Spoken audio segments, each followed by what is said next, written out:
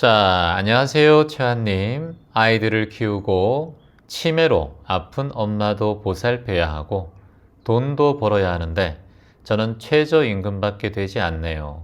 귀점 영상을 듣고 부업도 하고 제 일들도 좀 술술 잘 풀려서 직장을 다니지 않고 부업만으로도 돈 걱정 안 하고 살 수 있으면 좋겠습니다.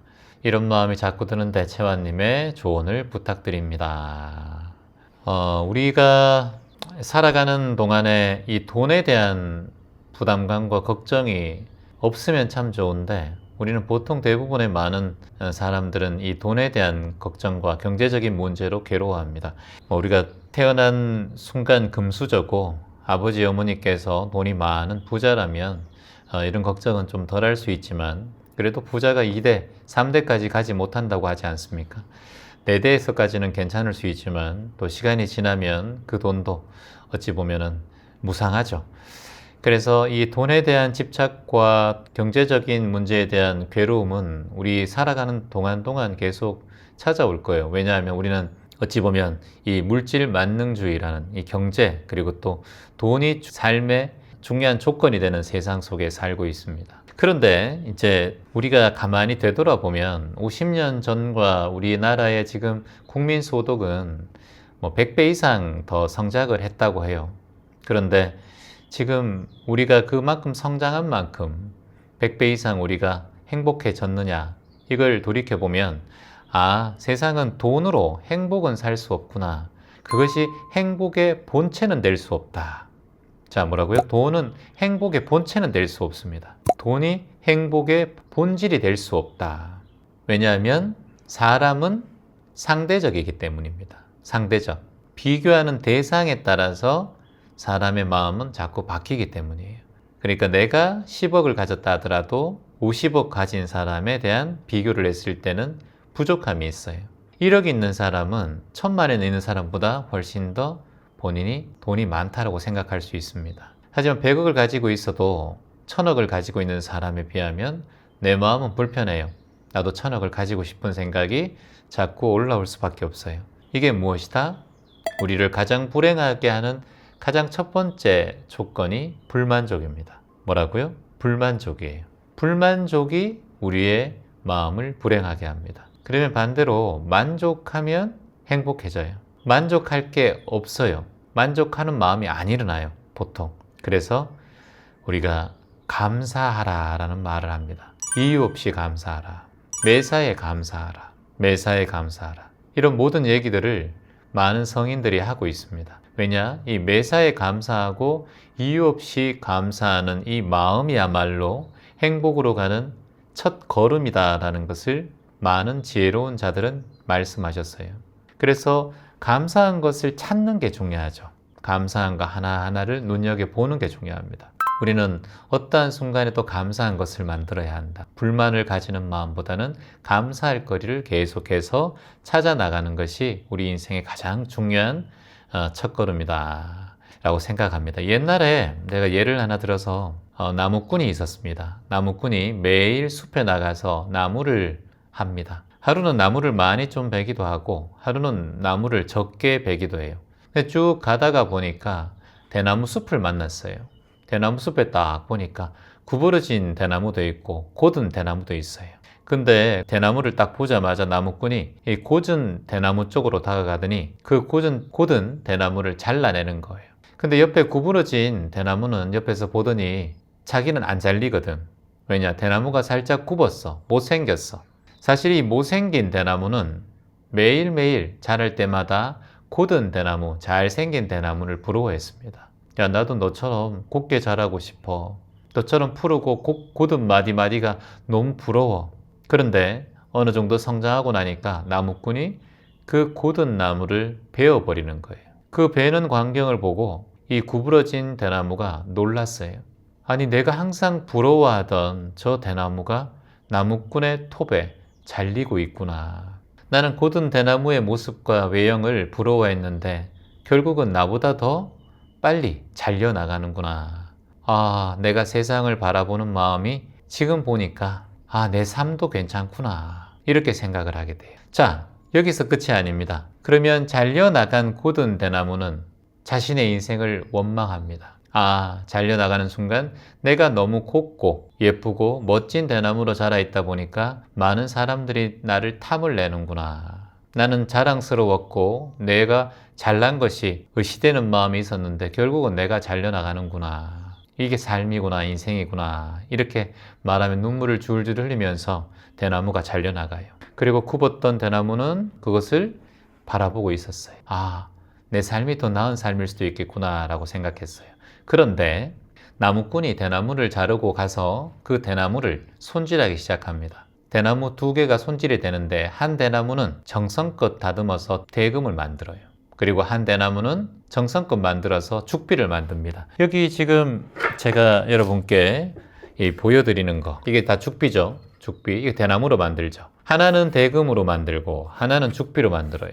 그리고 난 다음에 멋지게 만들어서 그 대나무 숲에 가서 이 대나무 대금을 피리를 부는 거예요. 그러니까 굽어진 대나무들이 보더니 또 그게 부러운 거예요. 굳은 대나무는 자신의 삶을 야속하고 억울해했지만 결국은 오랫동안 수백 년 동안 다른 대나무는 굽은 대나무든 굳은 대나무든 다 죽어갈 때 본인은 세상의 아름다운 소리를 들려주는, 음악을 들려주는 대금이 되고, 또 한 대나무는 죽비가 되어서 많은 제자들과 스승들과 사이에 공부를 하고, 그리고 또 죽비로 수행하는 수행처에서 아주 좋은 향기와 좋은 소리를 주는 죽비가 되었습니다. 이게 무엇이냐 하면 무유정법이라고 하는 거예요. 뭐라고요? 무유정법. 정해진 법이 없어요. 인생에는 해답 자체가 없고 정답도 없다. 뭔가 정해지는 순간 그것은 제대로 된 법이라고 할 수 없습니다. 정해진다 하는 마음이 올라오는 순간 그건 분별심의 시작이라고 볼 수 있어요. 이렇듯 굽어진 대나무가 좋다고 할 수도 없고 곧은 대나무가 나쁘다고 할 수도 없고 또 서로 바뀌어져도 어떤 게 답이다 할 수 없다라는 거예요. 이게 뭐다? 바로 공이라는 뜻이에요. 연기법이에요. 인연에 따라서 대나무가 불태워질 수도 있고 대나무가 대금이 될 수도 있고 대나무가 죽비가 될 수도 있는 거예요. 어떤 인연을 만나느냐에 따라서 이 대나무의 용도가 달라진다. 그러니까 곧다고 자랑할 필요 없고 구부러졌다고 불쌍하고 억울해할 필요 없다. 인연에 따라서 모두 다 쓰임새가 있고 나름의 삶의 이유가 반드시 있다. 비류곡절, 반드시 어딘가에 이유가 있다라는 거예요. 지금 질문자께서 아이도 키우고 치매로 아픈 엄마도 보살펴야 하고 돈도 벌어야 하고 힘든 이런 상황이라고 했어요. 본인이 굳은 대나무를 부러워하고 부자인 사람을 부러워하고 돈이 많은 사람들에 대한 부러움이 곧은 대나무를 보고 부러워하는 그런 굽은 대나무의 마음과도 같다고 할 수 있습니다. 요즘 세상에 보면 한순간에 유명한 사람이 말 한마디 잘못하고 행동 하나 잘못하고 그리고 정치인이나 연예인이나 한순간에 작은 일반적인 사람이었으면 그 실수가 크게 티끌이 되지 않지만 정치인이나 국회의원이나 또는 연예인이나 유명한 사람들 같은 경우는 한순간에 그게 인생의 걸림돌이 되어서 평생 씻지 못할 그런 피해와 괴로움 속에 사는 사람들이 많다고 할 수 있습니다. 그래서 우리가 삶 속에 찾아오는 여러 깎이고 힘든 아픈 상처들은 어쩌면 이 세상이 나에게 주는 선물과 같구나 라는 생각을 했으면 좋겠어요. 같이 한번 따라해 볼까요? 나에게 오는 모든 일들은 선물이구나. 나에게 찾아오는 모든 상황들은 선물이구나. 나에게 오는 상처와 변화는 내 삶의 선물이구나. 그래서 우리가 겪는 상처와 변화, 때로는 진정, 힘들고 괴로움 속에서도 그 아름다움의 가치, 인생의 가치를 조금씩 찾아가는 과정임을 잊지 않아야 돼요. 제가 저번에 설명드렸지만 나무꾼의 금이 간 항아리가 후회하고 나는 항아리가 금이 갔네 라고 후회하는 것이 아니라 그 항아리, 금간 항아리로 떨어지는 물줄기 때문에 산길의 꽃들이 모두 다 꽃을 피울 수 있었다라고 바라보는 관점이 중요하다. 그러니까 내 인생의 변화가 있기를 바라면서 행복을 찾는 것은 어리석은 자다 할 수 있어요. 그게 아니라 내 삶에 대한 변화는 없다 하더라도 내 마음의 변화, 내 보는 관점에 대한 변화가 일으키면 그때는 이제 삶이 꽃길이 되고 그리고 삶이 달라진다고 할 수 있어요. 상처는 곧 선물이다. 상처는 곧 선물이다. 나 자신을 발견하는 선물이다. 그러니 상처를 두려워하지 말라. 경제적인 어려움이나 여러 가지 부모로서의 책임감으로 인해서 힘든 그런 많은 상황, 아이도 키우고 그리고 또 부모님도 돌보고 최저임금으로 살아가야 되는 그런 힘든 현실을 말씀하셨습니다.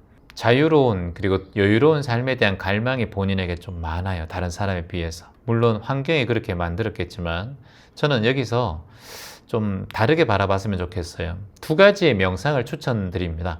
먼저 보는 관점에 대한 방향이거든요. 그걸 저는 에너지의 변화라고 봐요.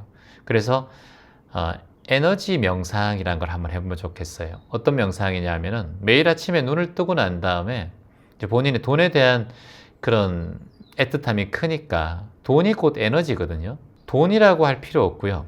풍요라고 표현하세요. 풍요. 이 돈이라고 표현하면 돈이 안 벌리면 내 기도와 내 화건이 내 명상이 실패다라고 생각할 수 있어요. 그러지 말고 돈이라고 표현하지 말고 풍요라고 표현해요. 따라해 봅니다. 나는 풍요로운 존재다. 나는 풍요로운 존재다. 나는 풍요로운 에너지를 받아들인다. 나는 풍요로운 에너지를 받아들인다. 이렇게 풍요로운 에너지를 받아들인다 라는 말을 많이 하세요. 나는 풍요롭다 라는 말을 많이 하고, 그러면 그게 꼭 돈이 안 되더라도 뭐 물질이든 주변의 환경이든 사람이 곧 에너지고 사람이 곧 우리를 도와주는 인연관계잖아요. 그러니까 이 풍요라는 말을 자꾸 쓰고 말하는 것이 중요합니다. 그러면 마음속에 있는 부정적인 돈에 대한 감정을 긍정으로 바꿀 수 있는 방법이 될 수 있어요. 그리고 들숨을 들이마시면서 그리고 나는 풍요롭다라고 얘기하고 그리고 큰 아주 황금빛과 같은 그런 감정과 느낌을 코로 숨을 들이마시면서 함께 그거를 흡수한다라고 생각하면서 이렇게 하다 보면 마음의 평안함이 좀 생겨요. 내가 애틋하게 쫓고 있는 그것이 조금 멀리 이렇게 멀어지는 마음이 생겨요. 그때부터 나는 일도 좀 잘 되고, 내가 만일 영업직을 하는데 내가 자꾸 조바심이 일어나고 불편한 마음이 자꾸 커지면 영업이 잘 될까요? 제가 국수집에 하나 가도 사장님이 편안하고 사장님의 온화한 말씀 그리고 또 편안함이 그 단골 가게를 만들 수 있는 이유가 될 수 있는데, 매번 걱정 속에 있고 불만 속에 있는 국수집 사장한테 제가 국수 먹으러 갈까요? 체합니다. 그래서 이 모든 것을 풍요롭게 가지는 그 자체가 내 인생의 일도 비즈니스도 영업도 좋아지게 하는 방법이에요. 아셨죠? 그리고 두 번째 명상은 감사 명상. 오늘 내가 하루에 가지고 있는 것에 대한 감사. 내가 지금 소유하고 있는 것에 대한 감사. 이걸 계속해서 함께 하세요. 특히 지금 아이들과 함께 하기 때문에 아이들의 그 에너지가 결코 부정적인 에너지가 되지 못하도록 엄마가 노력해 주셔야 돼요. 그래서 어떻게 하면 좋다? 화건을 따라해 봅니다. 나는 오늘도 아이들과 함께 할 수 있어서 감사합니다. 나는 오늘도 아이들과 함께 할 수 있어서 감사합니다. 그리고 부모님을 돌봐야 한다고 했지만 부모님에 대한 돌보는 마음이 본인이 부정적인 마음이 지금 많은 상태예요. 그래서 부정적인 마음을 바꾸는 게 좋아요. 왜냐? 부모님은 어쩔 수 없이 지금 돌봐야 한다면, 안 돌보면 제일 좋겠지만 돌봐야 한다면 그 부정적인 마음이 있으면 있을수록 본인에게도 아픔이 찾아오고 부모님도 결국은 그걸 느낄 거예요. 그래서 두 가지 다 괴로운 상태를 자신이 체험한다는 것은 엄마도 그렇고 본인도 그렇고 그건 참 어리석은 일이에요. 그래서 이렇게 화관을 해봅니다. 어머니를 돌볼 수 있는 지금 나에게 감사합니다. 어머니를 돌볼 수 있는 지금 나에게 감사합니다.